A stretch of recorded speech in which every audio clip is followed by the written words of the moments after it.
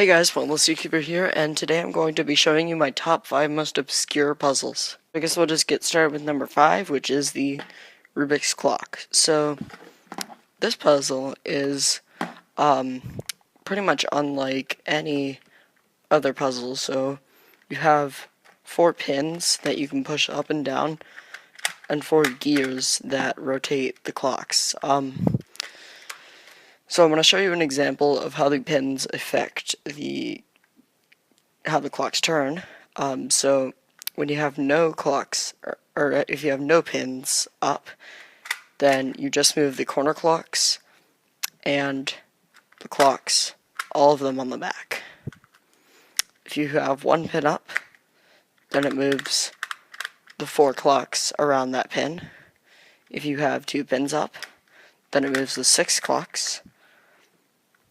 3 pins means it moves everything except the clock with the pin where the pin is pushed down, and all of them up means that all the clocks will turn. So this is really just unlike anything else, but the only reason that it's not higher is because it is actually in the WCA, which means that it can't really be that obscure, therefore it can't be that high on the list. Number 4, I decided to put the gear ball. So the gear ball is the same as a gear cube, except it's in a ball, but I don't have the gear cube, so I will just be showing you the ball. So the gear cube is cool because if you try and make one top turn, it means that it will move the bottom the opposite direction. So basically, if you try and turn one side, it's going to turn the opposite side. Which makes for a very interesting and kind of fun solve. But the solve is actually really easy. It's easier than a normal 3x3 because there's fewer permutations that you could end up having. And overall, it's just pretty interesting, pretty obscure, but not as interesting as some of the higher ones on the list. So at number 3, we have the Ghost Cube.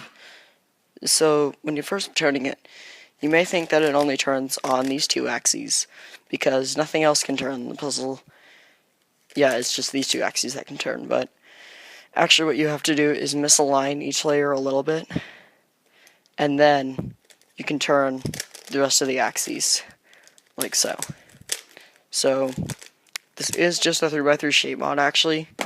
It has 6 axes, and it's 3x3x3, but each piece is like shaped completely differently, which makes for a very interesting solve and very difficult solve too. So basically, how you would make one of these is you take a normal 3x3, misalign each layer a bit, make it a cube, or turn it back into a cube while the layers are misaligned, and shape every piece differently, and then you have a ghost cube, pretty much. So, yeah, it's a very interesting puzzle. I haven't solved it too many times because I just find it a bit too difficult. But, yeah, it's a very interesting puzzle and quite obscure. Number 2, I decided to put the Curvicopter. So, this is an edge-turning puzzle with 12 axes. So, it turns along these edge pieces on every axis. So that doesn't sound too interesting at first, so like you can just do normal 180-degree turns. But what you might not know is that there's a secret move to this cube. So instead of just doing 180 turns, you can misalign each layer just a bit, kind of like the Ghost Cube, and jumble the puzzle. Now, this wasn't actually meant to be implemented into the design. It's just something that kind of naturally occurred. And that's where the obscurity begins to happen, and it's what makes the puzzle really fun to solve. So, yeah, it can get really jumbled. Like, if you decide to scramble it with jumbling, it's gonna get really crazy and really obscure, and it's just very cool. So that's why I decided to put the Curvicopter at number 2. So number 1 on the list is going to go to the Nautilus Cube. So I'm assuming most of you haven't seen anything like this before, so it's just really an uncommon puzzle.